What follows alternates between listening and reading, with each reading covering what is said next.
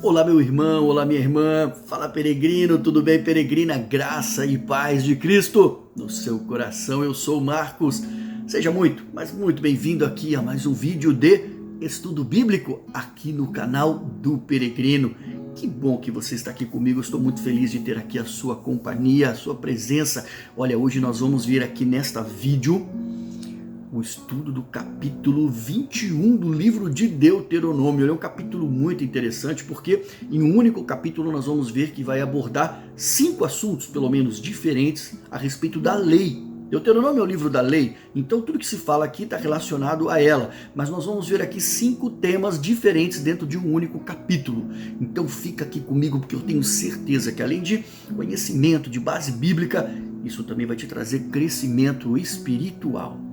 Você que ainda não é um inscrito aqui do canal, faz aqui agora a tua inscrição, não se esqueça de ativar o sininho e venha caminhar conosco. E aqui embaixo na descrição, o endereço para você seguir o Peregrino em todas as mídias sociais. Amém? Feche os seus olhos, vamos fazer aqui uma oração?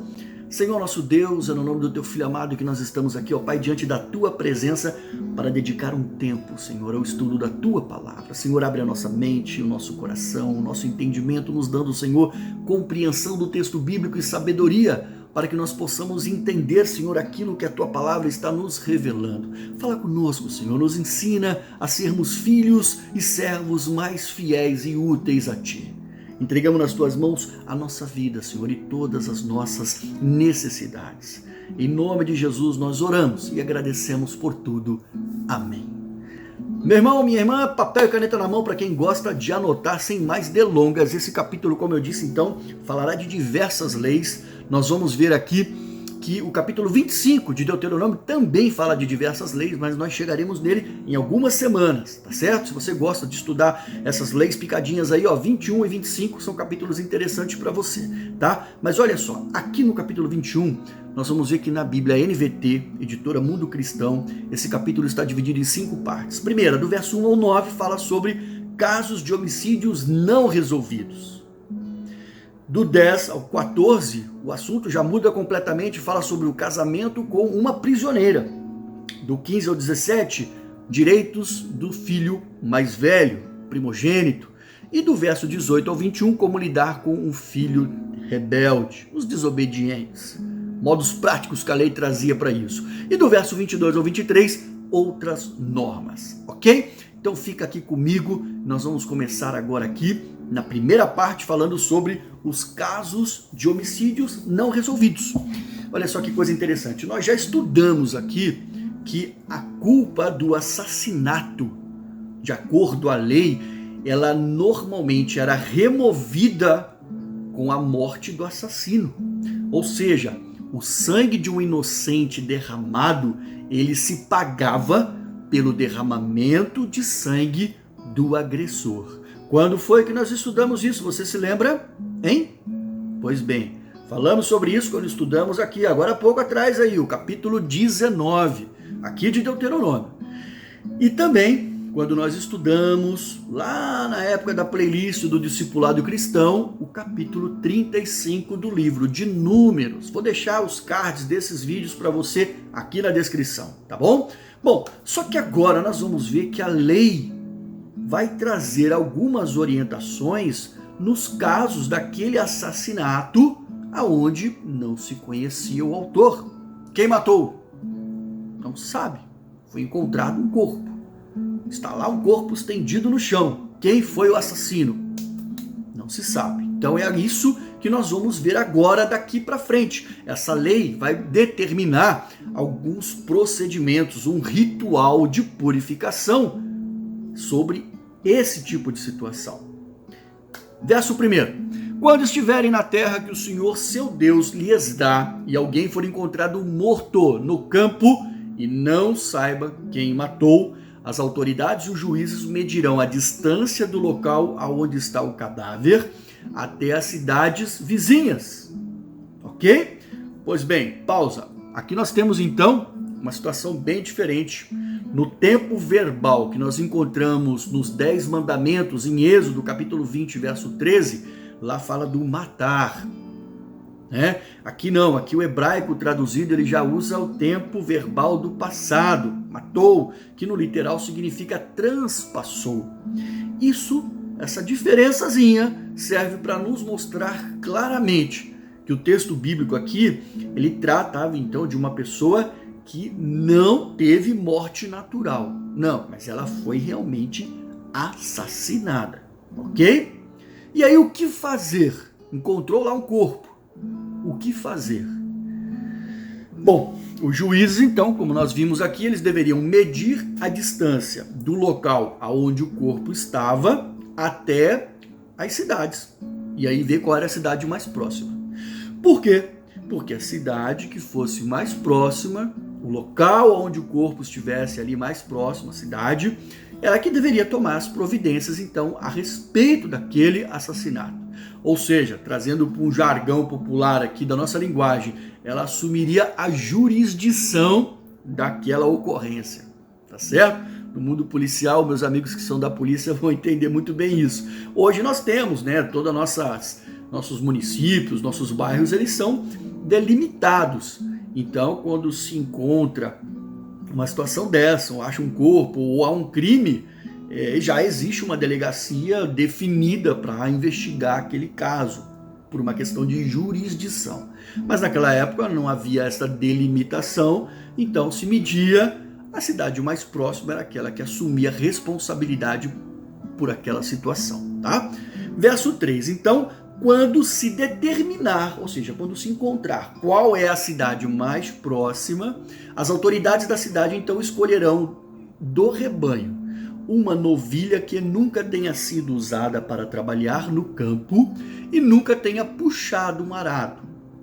Levarão a novilha a um vale que não tenha sido lavrado nem semeado e pelo qual passe um ribeiro. Ali no vale quebrarão o pescoço da novilha. Interessante, né? Eu quero fazer uma pausa aqui só para dizer o seguinte, né? Local por onde passe um ribeiro. Por que ribeiro? Ribeiro é um local de água corrente, gente. Então, o ribeiro, ele deveria ali ainda, né, ser de preferência em local de área isolada. Por quê? Livre de contaminação. Porque era um ritual de purificação. Ok?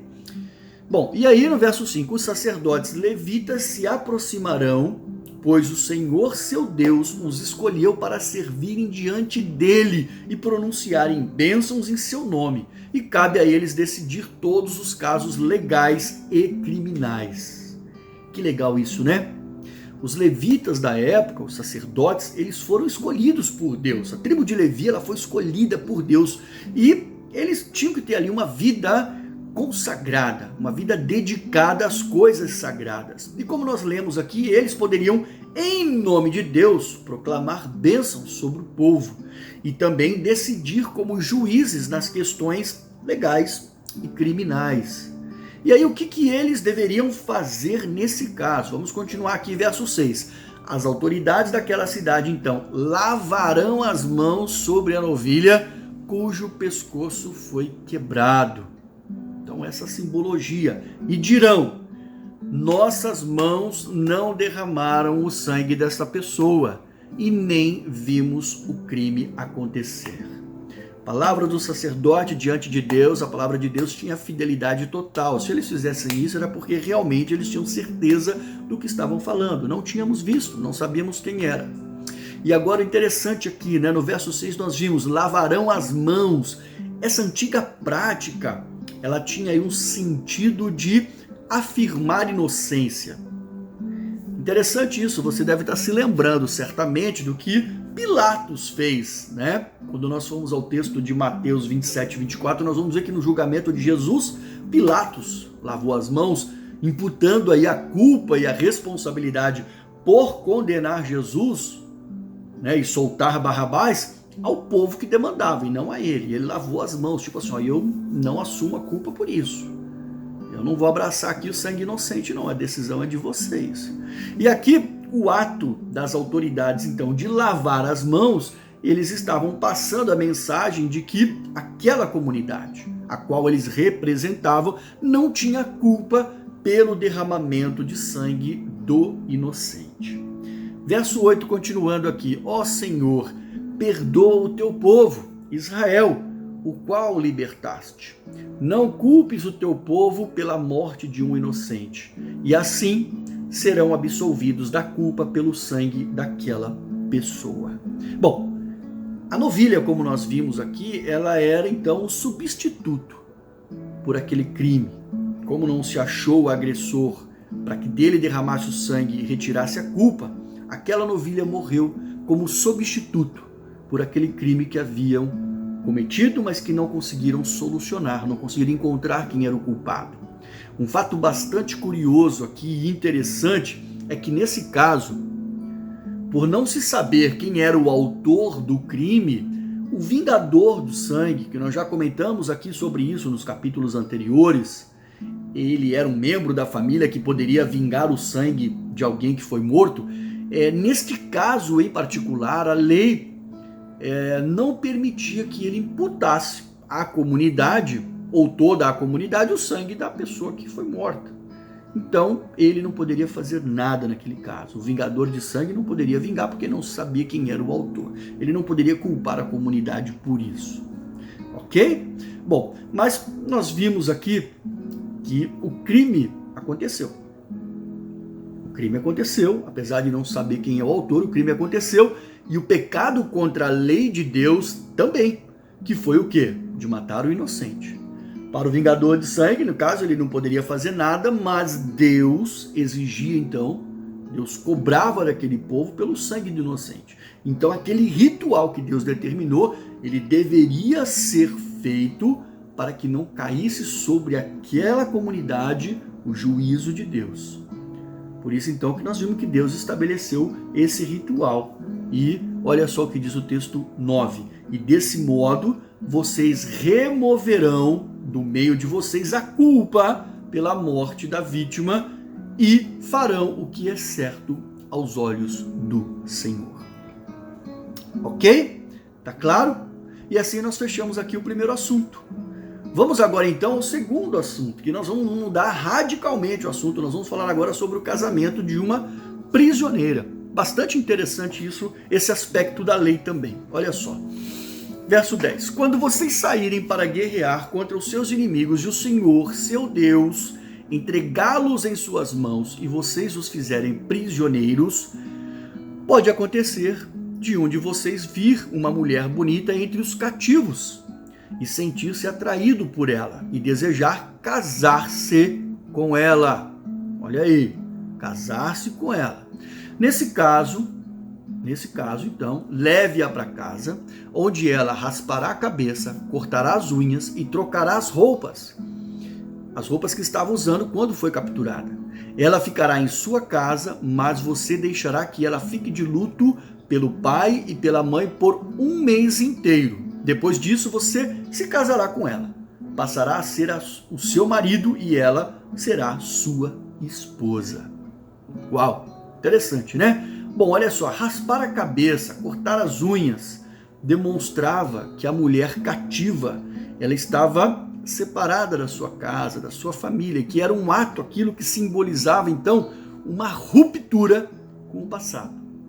E a troca de roupas também tinha um significado simbólico, porque representava o início de uma nova vida em uma nova família. Então, de certa forma, essas ações, elas estavam ali trazendo, a conotação de um corte, de uma ruptura entre o passado, aquelas conexões que ela tinha com o povo dela antigo, para juntar-se aí a uma nova família, a uma nova vida, a uma nova comunidade já dentro da nação de Israel.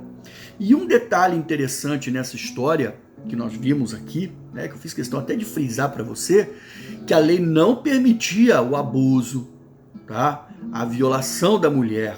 Simplesmente o homem só poderia fazer isso, trazê-la para casa, se ele realmente quisesse tê-la como esposa. Ele não poderia abusar da mulher, tá certo? E aí então, como esposa, depois de casada, ela deveria receber inclusive tratamento igual a qualquer outra esposa hebreia. Tá claro isso para você?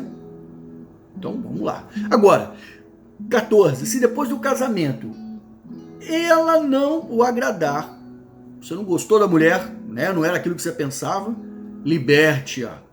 Não a venda e nem a trate como escrava, pois você a humilhou. Ou seja, aquilo que ela passou, de perder os pais, de ser tirada da sua família, da sua comunidade, isso já foi trauma demasiado. Portanto, não maltrate mais que isso. Ela já havia sido humilhada o suficiente. Então, se ela não atendeu aí as suas expectativas, né? Libere-a, deixe ela ir. Agora, antes de avançarmos aqui para o próximo tema, eu também não poderia deixar de comentar com você, que é interessante, essa regra dele escolher e trazer uma mulher cativa para casar, ela só poderia ser aplicada àquelas guerras após a conquista de Canaã, porque se nós lembrarmos aqui aquilo que nós já estudamos, para Canaã, para aquela região onde o povo iria ocupar, as regras de Deus foram totalmente diferentes. Aquele povo de Canaã, eles não poderiam sobreviver a fim de que fosse eliminado todo o mal daquela terra, para que não tivesse risco nenhum de contaminação da nação de Israel. Correto? Conseguiu compreender isso? Isso seriam para guerras futuras, tá certo? Bem, e assim fechamos esse segundo assunto. Tá claro para você? Vamos ao terceiro ponto, que vai falar sobre os direitos dos filhos mais velhos, os filhos primogênitos. Verso 15, perdão. Se um homem tiver duas esposas e amar apenas uma delas, mas ambas lhe der filhos homens, e o filho mais velho for da esposa que ele não ama, quando dividir sua herança, o homem não poderá dar a porção maior ao filho da esposa amada, como se esse fosse o filho mais velho. Ou seja, o homem, independente do amor que ele sentisse por uma das duas esposas, o filho mais velho era sempre o mais velho, e isso deveria ser respeitado.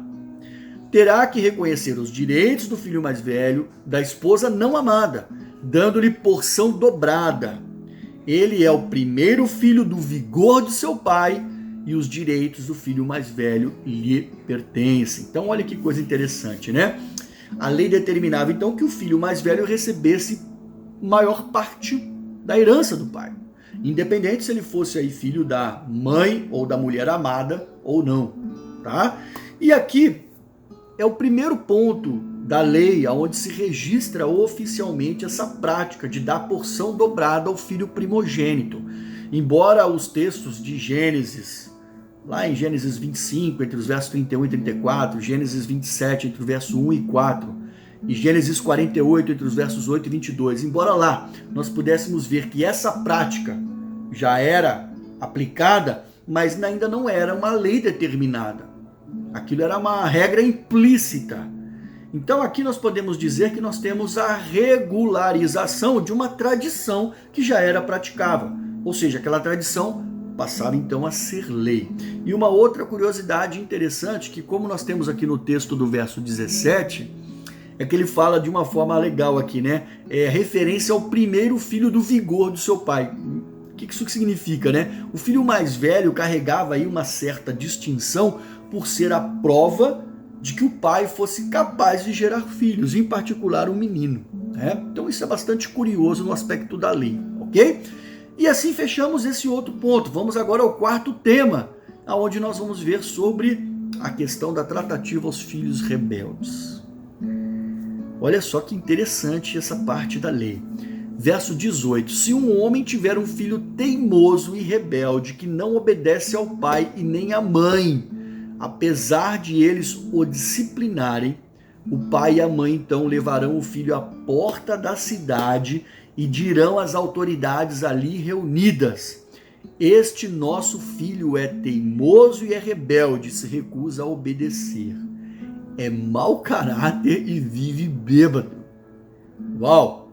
Gente, naquela época, chamar alguém de mau caráter ou então de bêbado era provavelmente aí uma forma proverbial de sugerir autoindulgência, pessoa preguiçosa, tá? E um filho assim, ele era considerado aí um filho inútil.